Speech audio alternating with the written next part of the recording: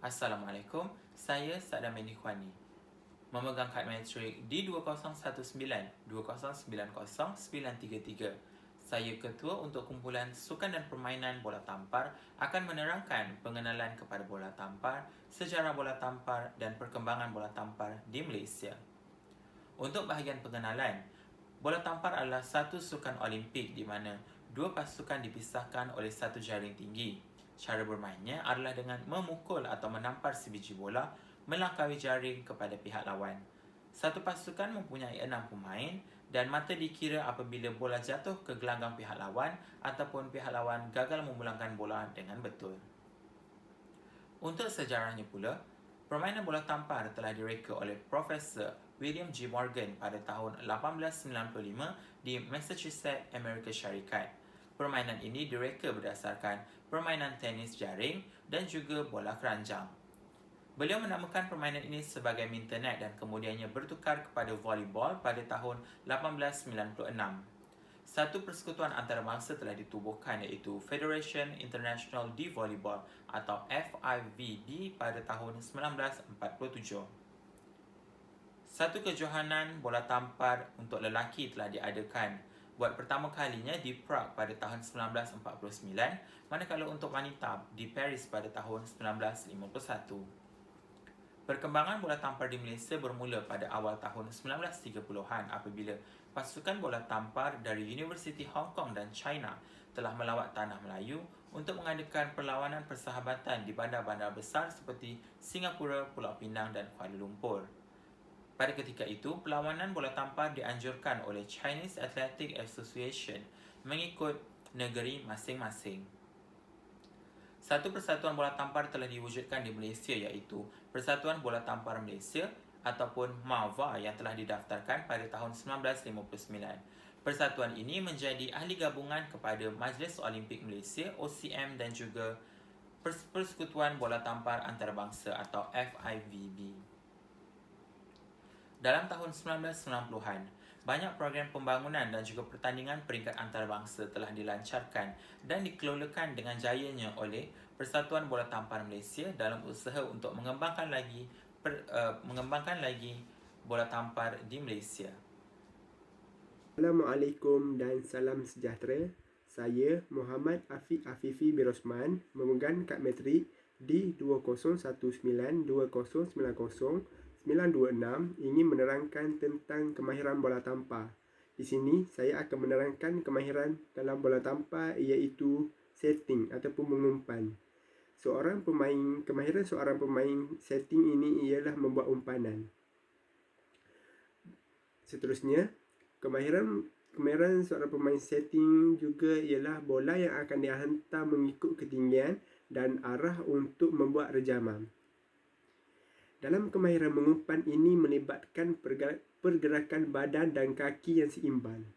Kemahiran dan teknik seorang pemain setter lakukan semasa ingin melakukan umpanan ialah tangan diletakkan di hadapan muka dan jari-jari akan bersedia untuk mengucuk.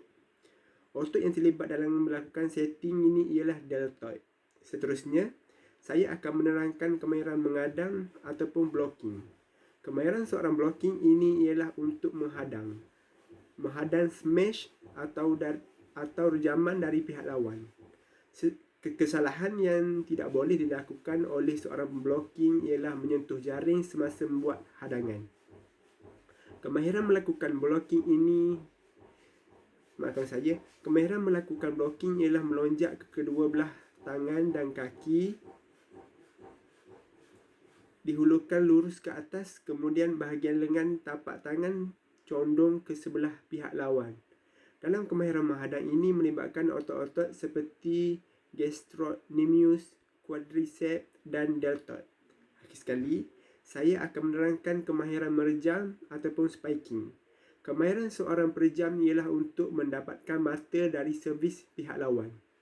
Kemahiran merejam ini memerlukan koordinasi tubuh yang baik bagi melakukan larian, lompatan, pergerakan di udara, memukul bola dan mendarat. Seorang pemain perlu bersedia berdiri berdekatan dengan jaring dan menghadap ke arah bola yang akan dihantar oleh rakan sepasukan. Kemahiran yang perlu ada pada seorang pemain perjam ialah semasa bola menjunam turun, perjam akan melompat tinggi ke udara dan menghayung tangan ke atas untuk melawan bola masuk ke lantai pihak lawan. Dalam kemahiran merejam, otot-otot yang akan terlibat dalam melakukan rejaman ini ialah gastrocnemius, erector spine, quadriceps dan deltoid. Sekian, terima kasih. Assalamualaikum dan salam sejahtera. Nama saya Nur Syarina binti Caman, pemegang kad metrik bernombor D20192091494. Saya akan meneruskan pembentangan ini tentang kemahiran bola tampar, menyangga ataupun dikenali sebagai digging. Kemahiran ini digunakan untuk menahan ataupun melawan rejaman daripada pihak lawan. Bukan itu sahaja, kemahiran ini juga dikenali sebagai a two-handed underhand pass kerana ia menggunakan dua belah tangan. Cara kemahiran ini ialah kuncikan siku dan luruskan lengan dan serta pergelangan tangan.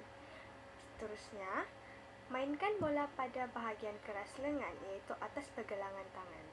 Otot yang terlibat dalam kemahiran ini ialah deltoid. Seterusnya, kemahiran servis.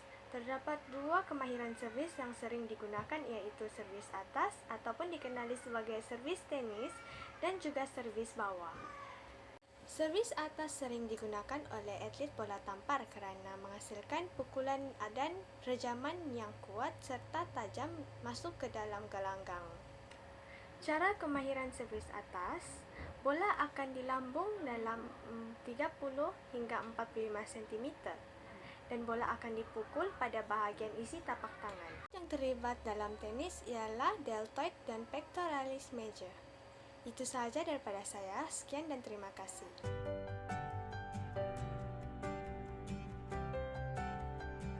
Assalamualaikum warahmatullahi wabarakatuh dan salam sejahtera. Nama saya Ismail. Di sini saya akan membentangkan mengenai peraturan-peraturan dalam permainan bola tampar.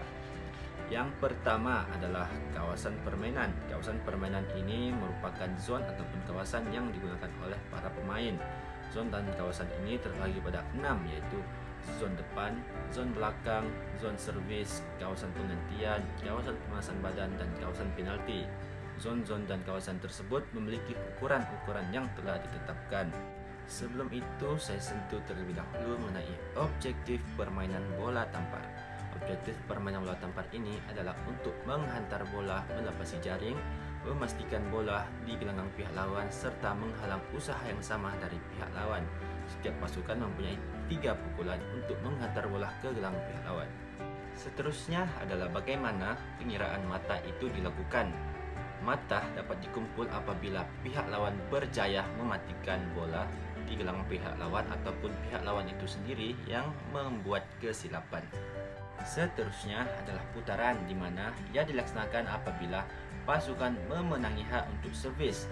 Semua pemain hendaklah memutar satu kedudukan mengikut putaran jam. Sebagai contoh, pemain di kedudukan 1 berputar ke kedudukan 6 dan begitulah seterusnya. Seterusnya adalah pemain libero. Setiap pasukan hanya boleh mendaftarkan 1 atau 2 orang pemain libero. Pemain ini hendaklah memakai jersey yang berlainan daripada pasukan. Pemain ini juga tidak boleh melakukan servis, menghadang, menyerang dengan bola atas paras jaring serta mengumpan atas kepala semasa berada di zon hadapan untuk serangan. Yang terakhir adalah rally. Di sini saya akan jelaskan beberapa sebab bagaimana pasukan itu kehilangan rally ataupun kehilangan mata. Antaranya, bola menyentuh lantai gelanggang sendiri, bola dimainkan melebihi 3 kali, bola disentuh oleh pemain yang sama sebanyak 2 kali berturut-turut, pemain menyentuh pita putih atas jaring, dan libero merejam bola atas paras jaring. Itu sahaja daripada saya untuk pembentangan peraturan-peraturan bola tampar. Sekian daripada saya. Assalamualaikum. Assalamualaikum, saya Nur Syafika binti Mahudi, pemegang kad metrik D2019091 474 saya akan membentangkan untuk minggu keempat, iaitu keperluan dan kelengkapan dalam sukan bola tampar. Kelengkapan yang pertama ialah jaring. Ketinggian jaring. Tinggi jaring diukur daripada tengah gelanggang.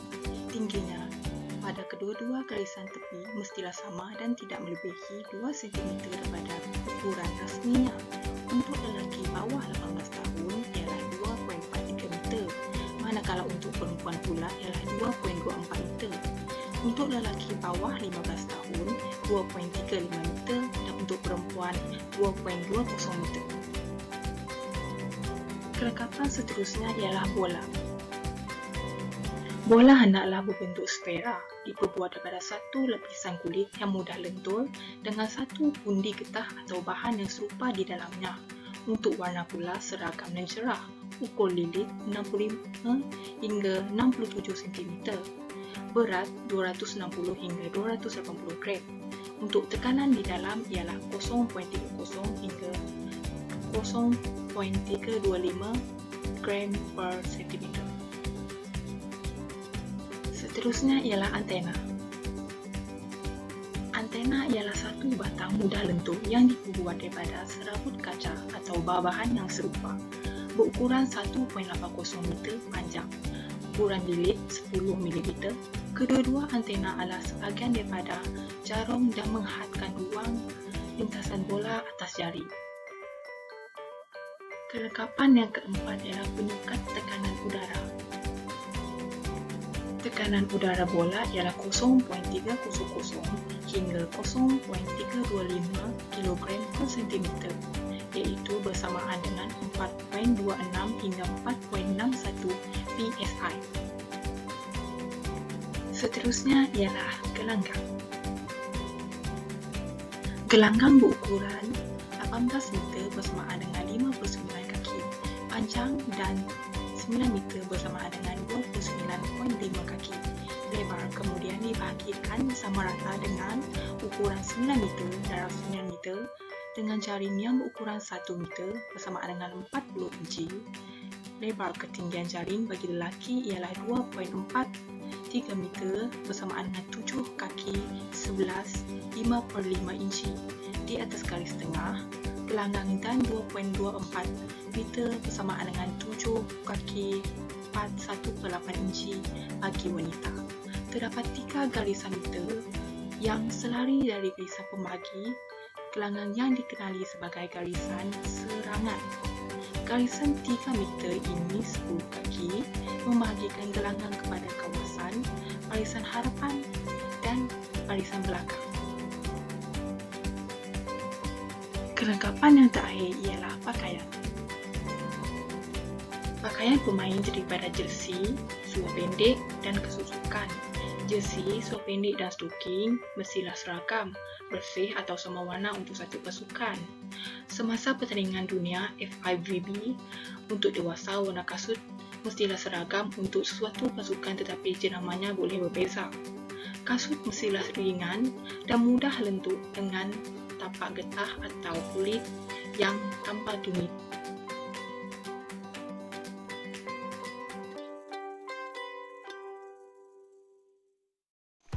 Salam sejahtera, saya Wilvian Jamin, pemegang nombor kad metrik D20192091475.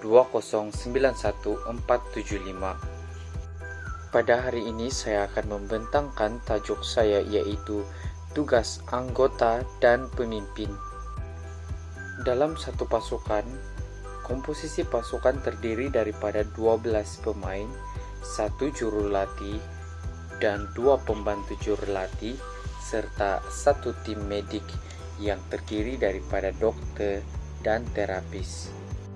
Manakala bagi pertandingan rasmi, komposisi pasukan terdiri daripada 14 pemain dan yang lainnya sama, yaitu struktur organisasinya. Pemain dan pembantu jurulatih akan duduk di bangku simpanan semasa pertandingan berlangsung. Di dalam satu pasukan terdapat kapten, jurulatih, pembantu jurulatih, dan medik. Ciri-ciri dan peranan kapten. Semua pemain boleh menjadi kapten kecuali libero. Kapten berperanan untuk menandatangani score sheet dan mewakili pasukan untuk koin toss. Jika kapten diganti semasa permainan, harus ada kapten playing ataupun pengganti kapten yang bermain. Hanya kapten ataupun pengganti kapten yang boleh bercakap dengan pengadil perlawanan. Jika tiada pelatih, kapten boleh ambil peranannya untuk membuat time up atau gantian pemain. Manakala bagi jurulatih, mereka memberi arahan kepada pemain yang bermain dalam gelanggang asalkan jurulatih tidak melebihi daripada garisan kawasan.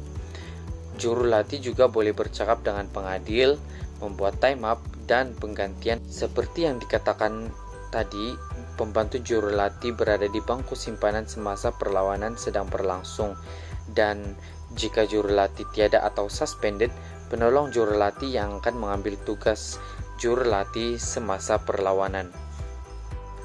Bagi medik pula, medik memastikan pemain pasukan dalam keadaan fit untuk beraksi, dan mereka juga bertanggung jawab merawat pemain yang cedera dengan meminimumkan kecederaan yang berlaku terhadap pemain sebanyak yang mungkin, serta mengenal pasti jenis kecederaan yang berlaku. Itu sahaja daripada saya, sekian dan terima kasih. Assalamualaikum warahmatullahi wabarakatuh dan salam sejahtera. Nama saya Muhammad Haris bin Hamdan, pemegang nombor kad matrik D2019-209-1482. Saya akan membentangkan tajuk mengenai keselamatan di dalam permainan bola tampar. Keselamatan adalah satu aspek yang penting di dalam mana-mana sukan dan permainan. Ini adalah bagi mengelakkan berlakunya kemalangan yang tidak diingini, menjaga diri dari tercedera dan memastikan aktiviti sukan dan permainan dapat berjalan dengan lancar. Di dalam permainan bola tampar, ada beberapa kecederaan yang boleh dialami. 1. Kecederaan tisu lembut. 2. Patah tulang. 3. Terseliuh. 4. Terkehil. Dan 5. Kekejangan. Punca-punca yang boleh menyumbang kepada kecederaan. 1. Perlanggaran. 2. Tersentap sendi. 3. Ligamen terpusing. 4. Kedudukan tulang yang berubah. Dan yang 5. Otot tersimpul. Jika pemain mengalami kecederaan atau kemalangan, rawatan yang boleh dilakukan adalah rehatkan mangsa. 2. Letakkan ais di tempat yang tercedera. 3. Kompreskan di tempat yang tercedera menggunakan kain yang elastik. Dan terakhir, tinggikan kawasan yang tercedera. Di dalam bahasa Inggeris, ia disebut Rest, Ice and Elevation atau RICE. Bagi mencegah kemalangan dan kecederaan, beberapa langkah-langkah keselamatan boleh diambil. Pertama, pakailah pelindung lutut. 2. Pemilihan kasut yang sesuai. 3. Penggunaan cermin mata atau kanta lekap tidak digalakkan. 4. Perlu adakan aktiviti memanaskan badan sebelum memulakan permainan. 5. Peti pertolongan cemas harus sentiasa ada. Dan yang terakhir, kawasan gelanggang haruslah selamat dari sebarang bentuk-bentuk atau objek-objek yang tajam dan berbahaya. Sekian dari saya, terima kasih. Assalamualaikum warahmatullahi wabarakatuh. Saya Nur Syafina binti Muhammad Zaman, memegang nombor kad matrik D2019-2090925. Hari ini saya akan membentangkan mengenai bahagian tajuk saya, iaitu modul pertandingan bola tampar. Pengurusan pertandingan terbagi kepada 3 pengurusan, iaitu sebelum, semasa dan selepas pertandingan. Dalam pengurusan ini mengandungi beberapa hal yang perlu dilaksanakan oleh penganjur pertandingan, iaitu 1. Sebelum pertandingan. Sebelum pertandingan, perlulah menyediakan kertas kerja. Penganjur perlu menyediakan kertas kerja bagi menunjukkan butiran pertandingan yang dilaksanakan. Kertas kerja ini perlulah dibentangkan ketika minit mesyuarat dijalankan oleh jawatan kuasa. Kertas kerja ini juga perlu dipastikan lengkap dan memenuhi segala aspek yang diperlukan dalam pertandingan yang akan dijalankan. Yang kedua adalah melalui pengiklanan. Pengiklanan ini dijalankan bertujuan untuk menarik minat peserta agar menyertai pertandingan.